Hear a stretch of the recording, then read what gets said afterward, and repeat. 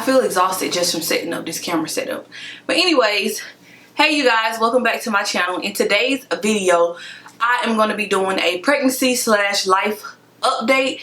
Today I am 37 weeks in 6 days. Tomorrow I'll be 38 weeks officially. So I'm just going to talk about any changes, what's been going on with me. I know I haven't posted in like a week or two. Sorry, I'm just lazy, but whatever. I'm tired of giving that same speech every single time I post. So yeah, let's just get right back into this video. As you can see, one of the things is I'm still always out of breath and I'm still tired from doing the smallest things. And it's so annoying. I needed to wash and blow dry my hair to get my hair done on Saturday to go ahead and get these braids done so I won't have to worry about anything with my hair when I'm in labor. So that is why my hair look like this. This is how it's gonna stay. The devil never want me to be great when I'm recording because the canvas just fell off my wall and that thing has been there for a good couple months now. Weird, but you know what? It's not gonna get me. It's not gonna start with me. Like I mentioned previously, I'm still dealing with Braxton Hicks. I just have more Braxton Hicks than before, basically. So I feel like everything just amped up at this point. Like as you progress, everything feels like it gets worse and worse and worse. So as far as Braxton Hicks, it's kind of like your stomach. It's like a practice contraction, like kind of basically preparing your body to give birth. It's not a real contraction. You'll know the difference between a Braxton Hicks and a contraction because your stomach get like super tight, all up in a ball, and then it'll go away. It'll just calm down if you just breathe in, breathe out, drink some water, just relax a little bit, and you'll be good with the Braxton Hicks. But they be hitting me. They be getting me though. I ain't even gonna lie. Sometimes they do get me, and I just be like, pain that I had in my leg. Yes, that pain is definitely still there times 10. Like it's even worse going to the bathroom at night. Like it's just getting worse and I'm just like over it. But one thing I did notice that do help is at nighttime, or sometimes I'll just throughout the day I'll bounce on the yoga ball. So I started bouncing on the yoga ball when I was like 34 weeks. I went and got one. Well, my husband got it for me and they're very cheap. You can find them at like Walmart. And you don't need the like super huge one. You just need something that's like a perfect size that you can just sit on and just bounce up and down. So that take away some of the pressure. It almost gives me the same feeling of like a pool. The only thing that sucks is you can do it and you can do it, and then sometimes when you stand up, the pain is gonna hit you again. So on top of that, I feel like I'm having like pain in my hip too. But I don't know, maybe I'm just being a little dramatic. I don't know. But on top of pain in my leg, I do have Charlie horses.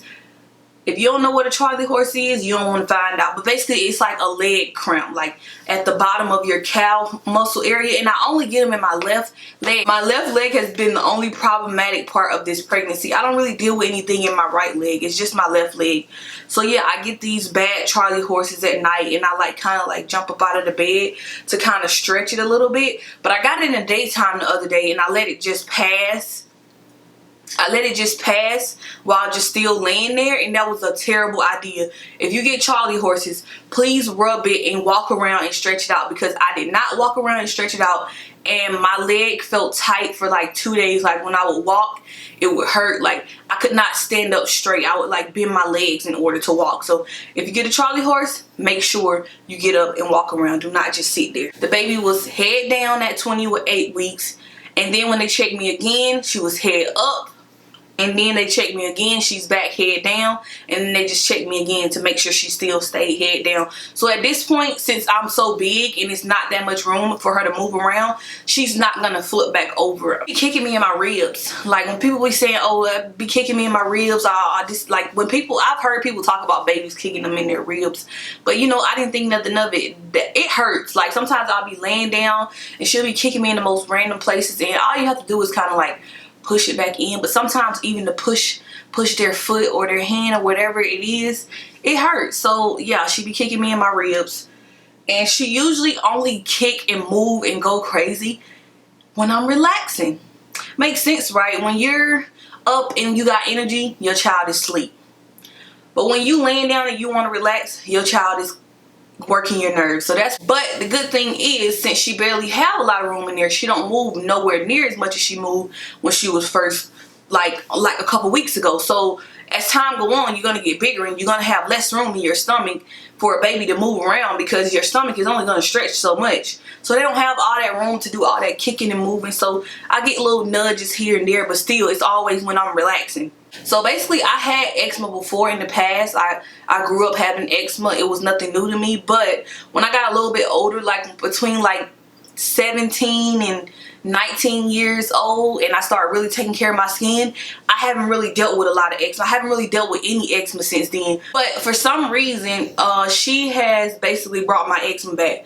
Like, my skin is so dry. Like, I got like cracking skin and eczema spots on the most random places. Like, one right here, one down like my back. Like, I have spots on my face sometimes. So I have had really dry skin with her. And even like a lot of moisturizers aren't working. And the moisturizer that I was using, it was sold out for a while. So I couldn't use that, and my skin kind of went downhill. And I'm trying to like get it back together, but it's really hard. And I feel like a lot of that moisture and that nutrition that's usually in my skin and that melanin and all that to be popping, she's taking it all away from me. So she gonna come out popping, she gonna come out glowing and everything. She better, because she done made me real super dry. So some of the things I'm gonna mention is like TMI, but whatever. Like, it's a pregnancy update, and some people watch these videos just to know it, so they can know what to expect when they're pregnant or whatever. So as far as sex, it's okay, but it's different when you're pregnant because your stomach is big. And I'm just like, okay, whatever. I know in my head that, okay, we can't hurt the baby. But for some reason with like men, they're like super paranoid all the time. Like, oh my God, I don't want to hurt the baby. I don't want to do this. What if I'm doing this? I don't want to do that. So yeah, and it's a lot of positions that you're limited to and stuff anyways. So yeah, I mean, it's cool and all, but definitely need my, I definitely need my other life back, because it's a total difference. But your hormones are crazy. So it is like 10 times better as far as hormone levels or whatever. And speaking of hormones, when you are pregnant, your hormones are crazy, and it gets even crazier at the end. So sometimes you can deal with like a lot of like mucusy, like discharge or whatever. But I noticed at the end, close to the end now, it's more and more. So eventually you lose this thing called your mucus plug, which I don't think I've lost it yet.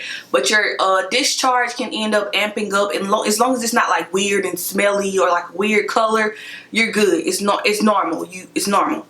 So another thing that ended up happening that I did not realize was the other night, out of nowhere, I'm just chilling in the bed. I think I was asleep, and I woke up out of my sleep.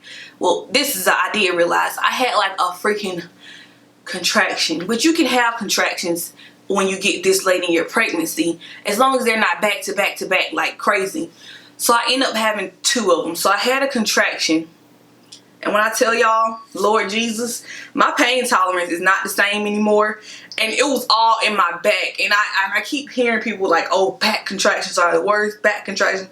When I tell y'all, it hurts so bad. All you feel is like this terrible pain in your back. And if that was just like 1 contraction or 2 contractions, I can imagine what it's gonna feel like when I'm actually in labor and they coming back to back to back like crazy.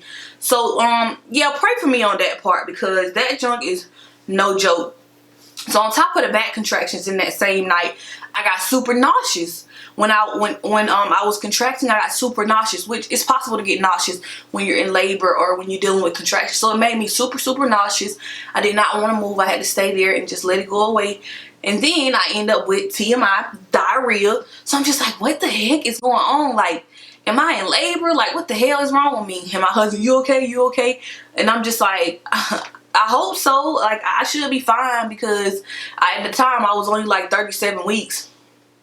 37 weeks in a couple of days.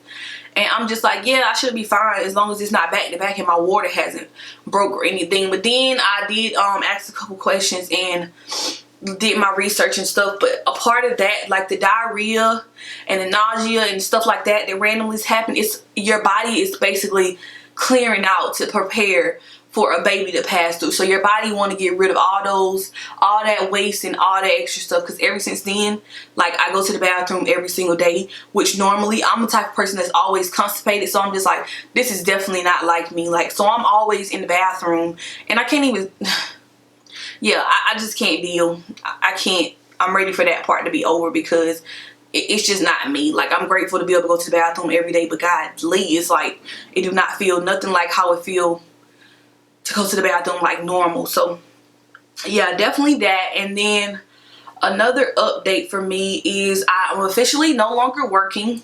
I stopped working when I hit 36 weeks. I'm officially a stay-at-home mom. I'm not on maternity leave. I don't plan on going back to that job. Eventually it's going to be like some changes going on, so I don't plan on going back to that job. I plan on not working for at least six months or so. It could be a little bit less, it could end up being more, I don't know.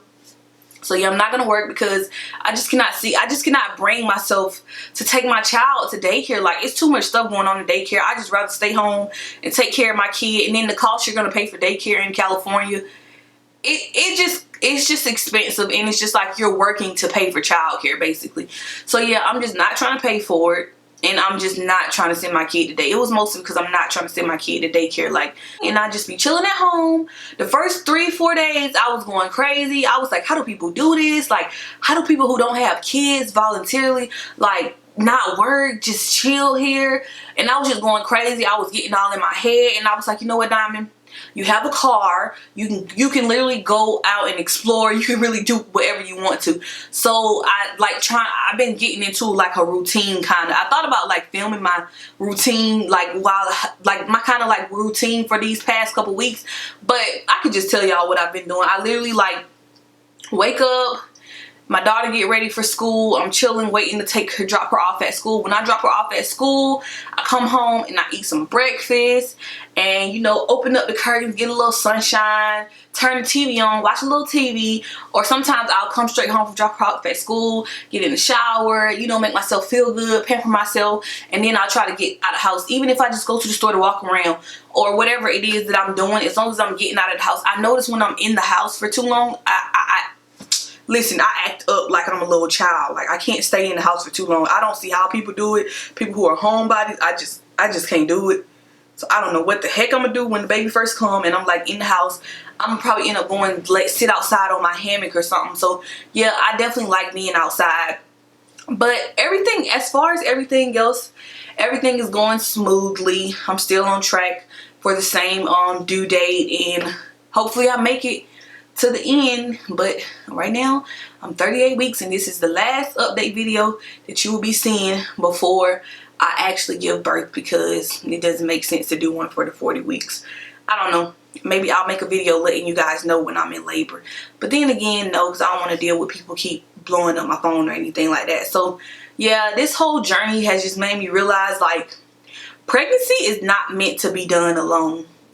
Because having my husband here and seeing how great he's been with everything and how helpful he is, it's just like, it makes a big difference. My husband was already helpful before, but since I'm pregnant, he's even more helpful to me. Like, he don't let me really lift a finger or lift the grocery bag. And I know that's something like so simple, but he's very helpful. And it makes a big difference when you have like a partner by your side. And it just made me realize, like, this is not meant to this is not meant to be done alone. And I see why like old time people be like, you need to be married before you have a baby or in a stable relationship, because it means a lot.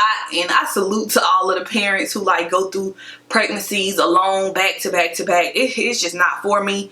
I could not see myself doing this alone ever again. But yeah, shout out to him. Shout out to the world's greatest husband. I really appreciate everything that he do. And that's pretty much it for this update video. If you guys have any questions, of course, feel free to comment down below. I definitely still try to respond to everybody, or at least heart everybody comment. And thank you guys so much for watching, and be sure to subscribe to my channel, and I will see you guys in my next video. Don't know what video that will be. This is my belly at 37 weeks and 6 days right here.